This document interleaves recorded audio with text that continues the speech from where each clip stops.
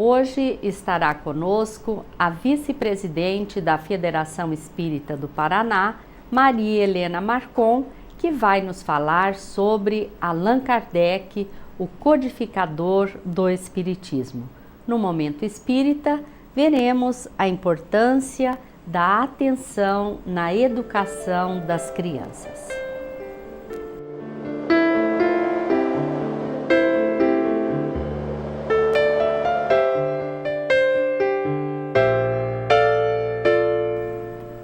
Olá!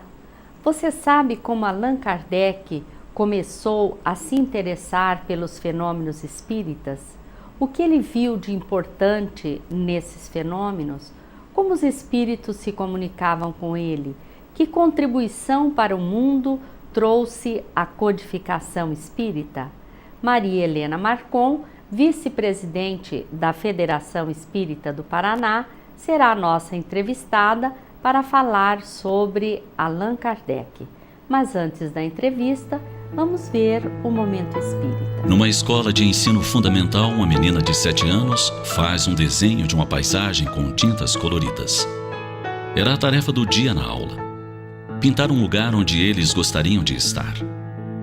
A menina se esmerou com a palheta de cores e produziu empolgada sua obra de arte.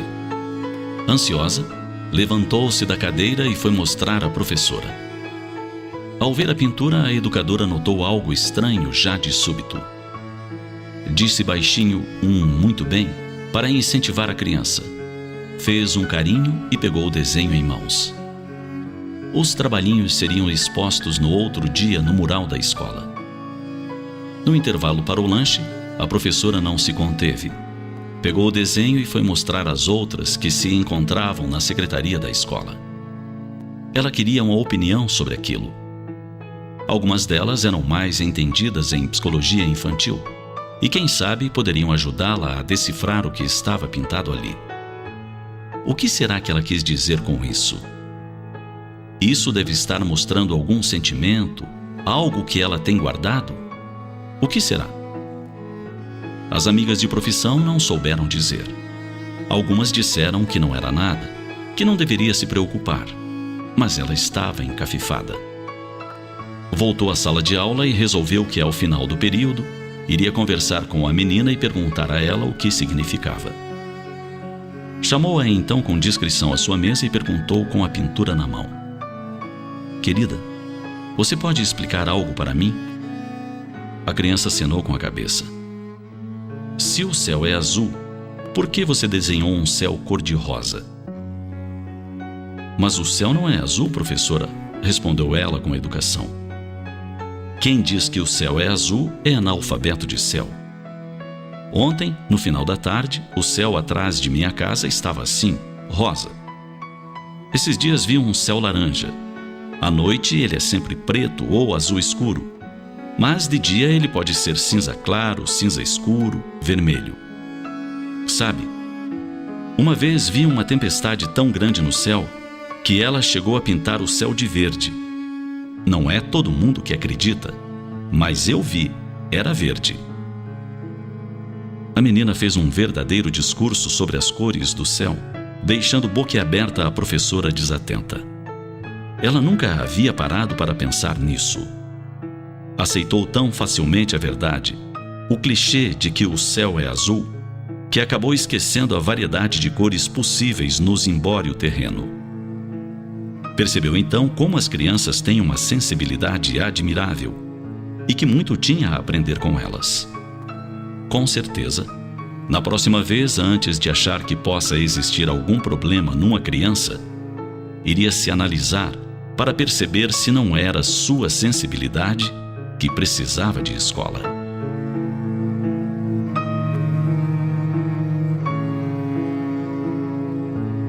Toda criança é especial e merece ser tratada como tal. Da mesma forma como nem sempre o céu é azul, cada criança tem suas particularidades e os educadores precisam estar atentos a elas.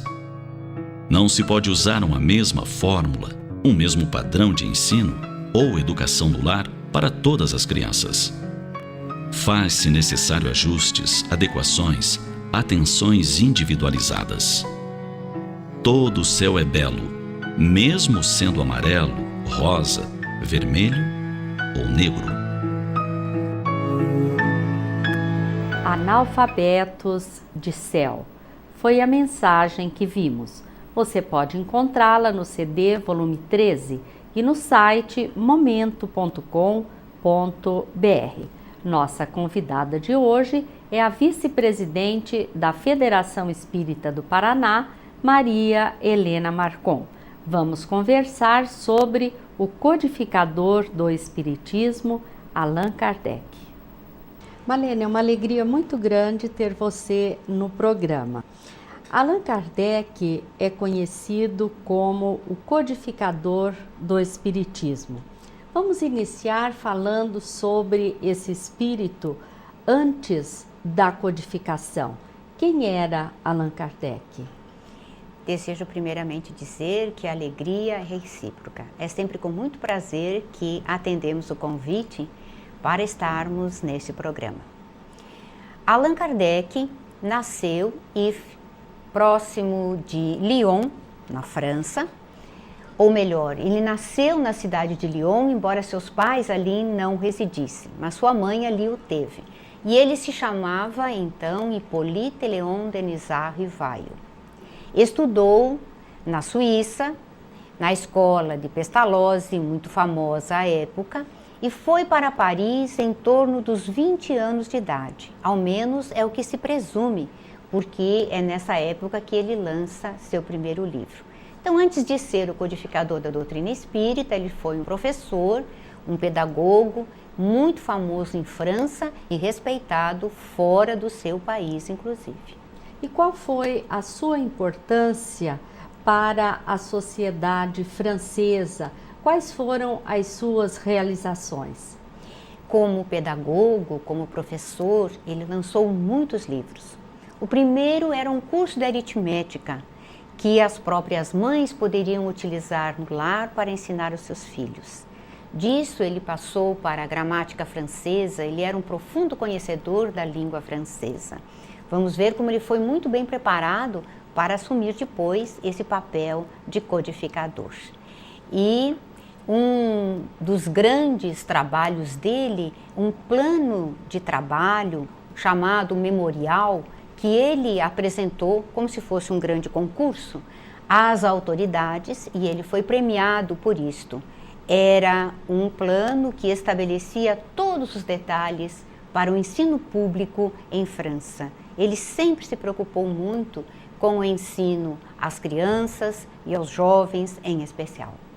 O professor Hippolyte teria a grande tarefa de organizar os ensinos dos espíritos, que os espíritos enviariam para nós. Como foi o início da sua tarefa? O que o levou a se interessar pelos estudos dessa mensagem que os espíritos traziam? É uma história muito interessante. Ele nasceu no ano de 1804. Exatamente no ano em que Napoleão se coroa imperador de todos os franceses. Viveu numa época bastante conturbada. Mas no ano de 1854, ele encontrou um amigo. Era um magnetizador, alguém que estudava o magnetismo, como ele próprio, Hippolyte, o senhor Fortier. Era um amigo de muitos anos. E este amigo lhe falou que estava indo a algumas reuniões. E ali era muito interessante, porque as mesas, elas se moviam, elas dançavam. E Hippolyte disse que não via nisso grande coisa, porque afinal de contas, qualquer objeto magnetizado poderia ter uma vida fictícia, poderia ser movimentado à vontade do seu magnetizador. Mas o tempo passou e, novamente, o senhor Fortier vem e lhe diz que agora as mesas não somente se movem, dançam, vão para um lado, para o outro, mas elas respondem a perguntas. Interrogadas, respondem. Ora, aí diz Hippolyte, é uma coisa bem mais complicada, porque a mesa não tem cérebro para pensar, não tem nervos para sentir. Atendendo à insistência, ele vai, no mês de maio de 1855, a uma primeira reunião em casa de Madame Roger. É o seu primeiro contato com os fenômenos que dariam origem depois à codificação espírita, o seu estudo. E em observando esses movimentos das mesas, quais foram as conclusões a que ele chegou? Pois veja, ele foi à casa da senhora Roger.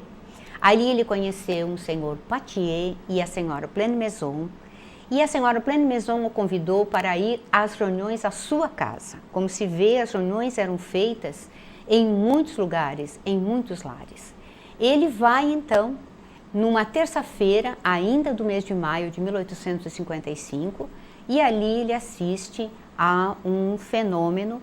E o que ele conclui observando o fenômeno é que naturalmente não podia ser a mesa que respondia, nem a cesta, porque ele assiste a um fenômeno de escrita através da cesta chamada carrapeta, porque era acoplado um lápis à cesta e quando o espírito atuava, ela fazia um movimento circular para escrever.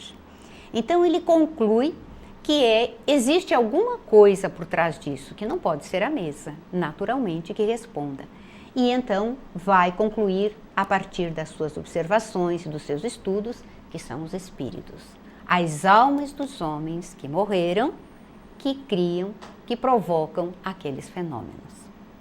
E aí ele passa a analisar esses fenômenos periodicamente, não é, Manelo? Com certeza, ele irá a reuniões semanais na casa da senhora Pleine-Maison, conhecerá depois ali o senhor Baudin e suas duas filhas, que eram médiums,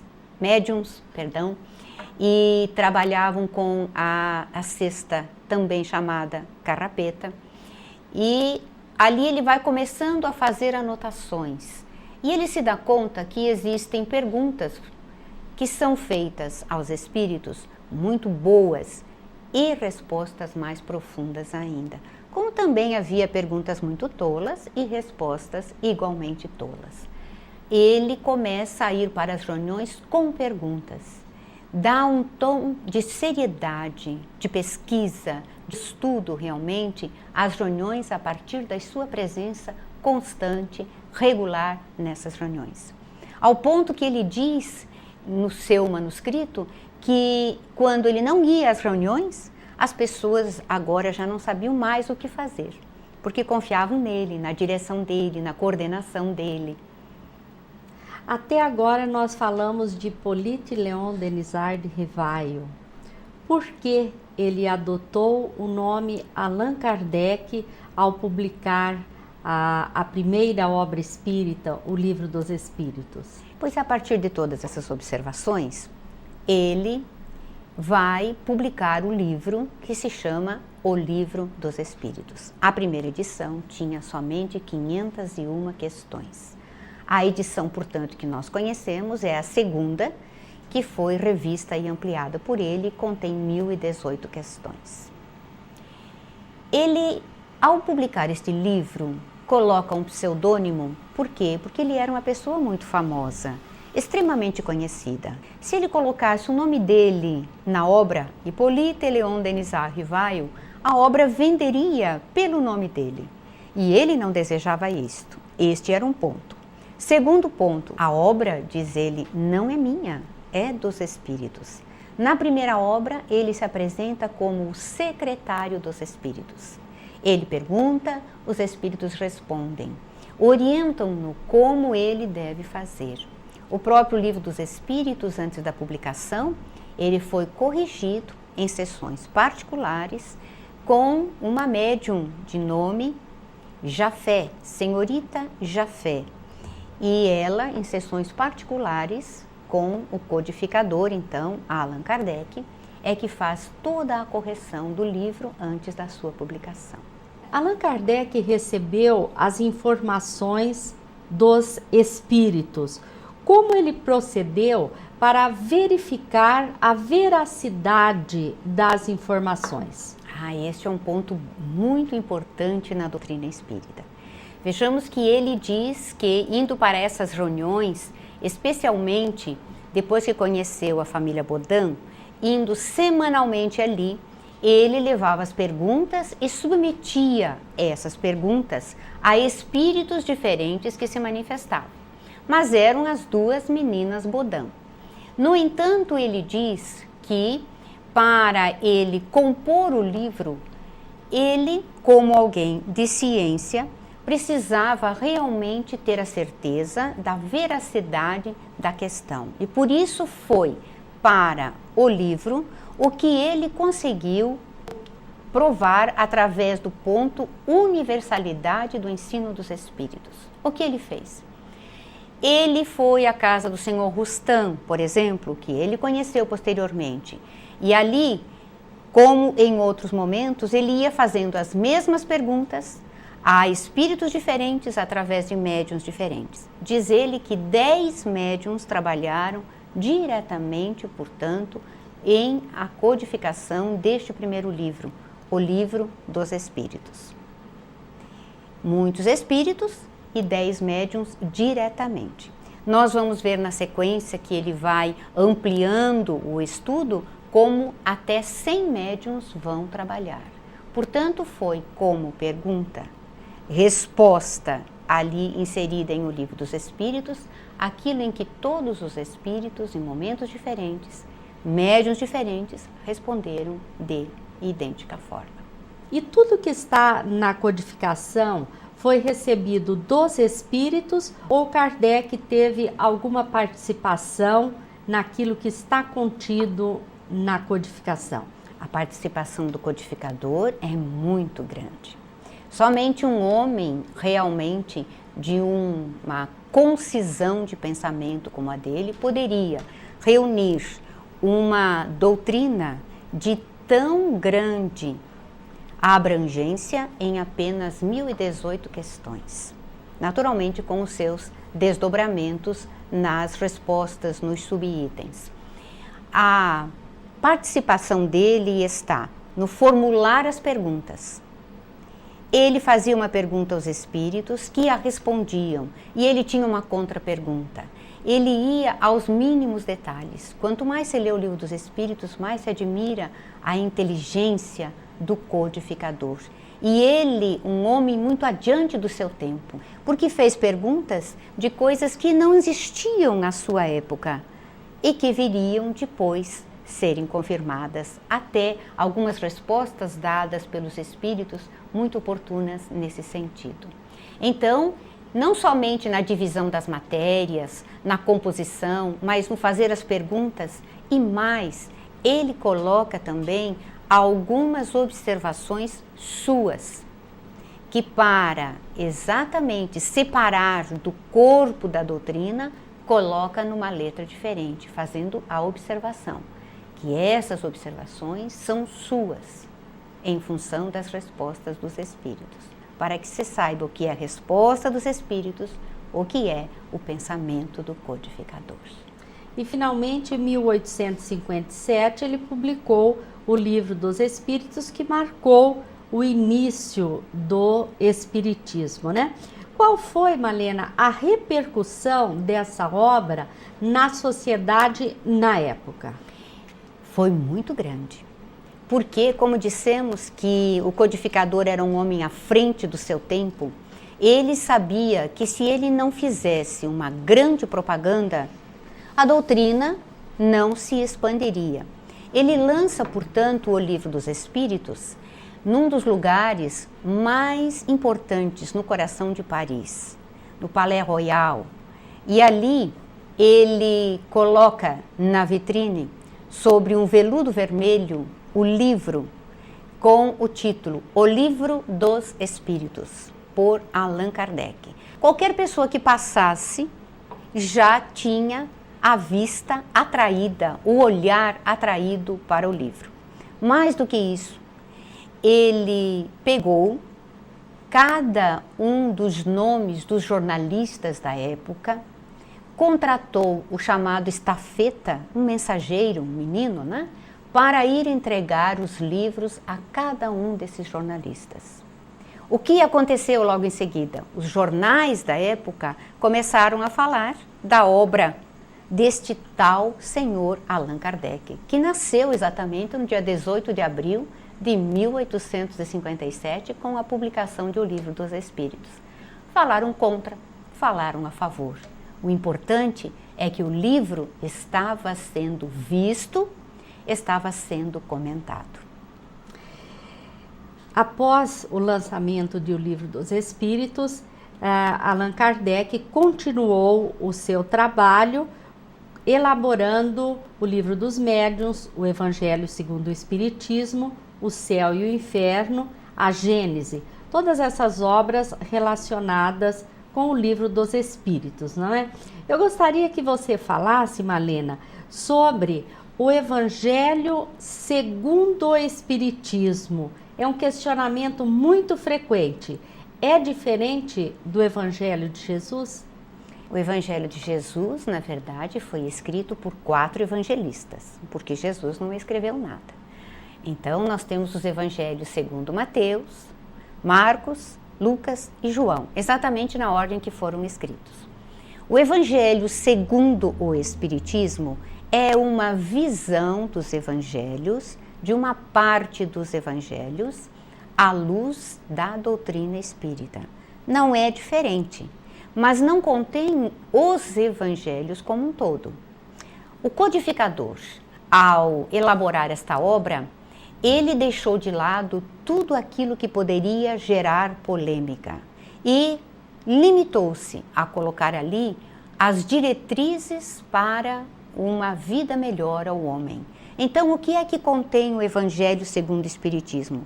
Extratos dos Evangelhos, dos atos da vida de Jesus, dos ensinos de Jesus, a moral de Jesus. Sobre isso não há discussão. Então, este é o Evangelho segundo o Espiritismo. Alguns, às vezes, entram nas livrarias e procuram o Evangelho primeiro, como se esse fosse o segundo. Segundo quer dizer como o entende a doutrina espírita. Malena, como missionário que foi, qual a contribuição de Allan Kardec para a humanidade? A doutrina espírita tem por objetivo a reformulação do ser humano. Portanto, o codificador, ao trabalhar nessa doutrina e apresentá-la ao mundo, contribui eficazmente para o progresso da humanidade como um todo. Ele provocou uma grande revolução. Quando ele publica o Livro dos Espíritos, a primeira questão é uma revolução no campo da religião e da filosofia. Só para lembrarmos. Sempre até então se perguntava: quem é Deus? Quem? Uma pessoa, uma persona, uma individualidade. Allan Kardec lança a pergunta totalmente diferente. Que é Deus? O que é Deus? Para receber dos Espíritos a resposta que Deus é a inteligência suprema, causa primária de todas as coisas. Como disse o apóstolo João, Deus é Espírito e em Espírito deve ser adorado. Malena, nós agradecemos a sua participação, agradecemos aos telespectadores que mais uma vez estiveram conosco, convidamos a todos para que leiam as obras espíritas, para que conheçam o Espiritismo.